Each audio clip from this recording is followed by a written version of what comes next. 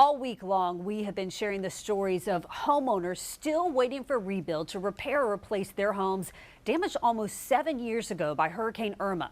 We teamed up with 10 Tampa Bay for a statewide investigation. And tonight, investigative reporter Jennifer Titus shares what she's uncovered. And she introduces you to more families still waiting to get into homes promised to them years ago. Judy?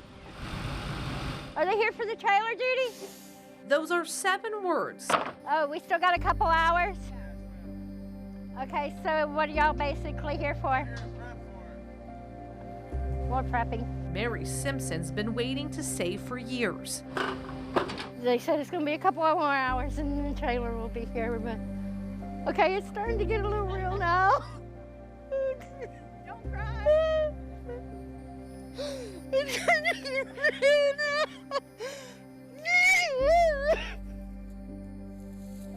The emotion comes from frustration. I can't.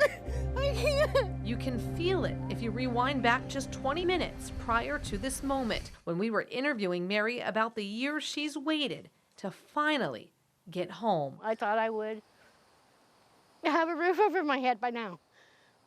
I mean, like last year for Thanksgiving, no, you got another hiccup with you.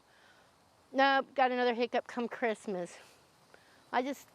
When it comes, it comes. In 2020, the Simpsons signed their contract with Rebuild Florida. Back then, the Department of Economic Opportunity was overseeing it. Now, it's known as Florida Commerce. Rebuild Florida was created through a partnership with the U.S. Department of Housing and Urban Development to help Florida's long-term recovery efforts from recent hurricanes.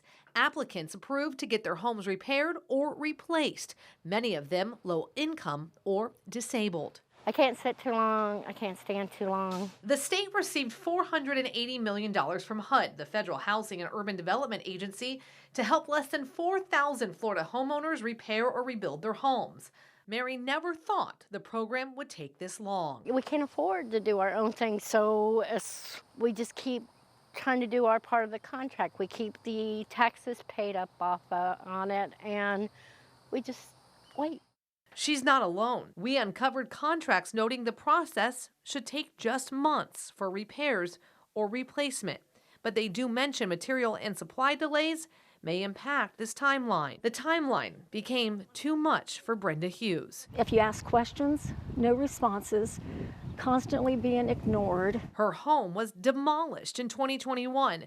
Contractors delivered a new home in 2022, but she says it was installed incorrectly, and another storm shortly after caused water damage inside.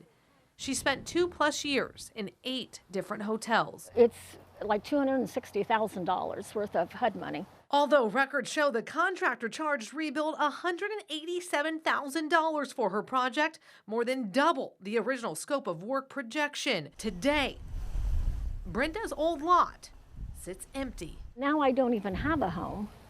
And I mean, it's really hard. The wait, she says, left her with no choice but to file a lawsuit. It's caused me anxiety because I don't know what the future holds.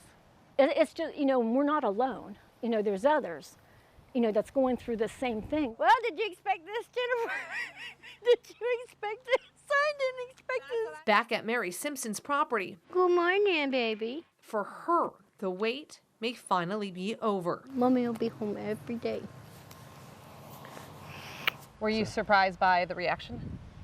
Yeah, we've been doing this for a couple months now, and I'd say pretty much every owner we come across, we share tears with them. Ryan Lane, a foreman for Done Right Mobile Home Services, says they just came on board in January, working to get people in their home as quick as possible. But since we've been here, we try to close them out in 30 days as soon as we get a house on site. A house Mary can't wait to make a home.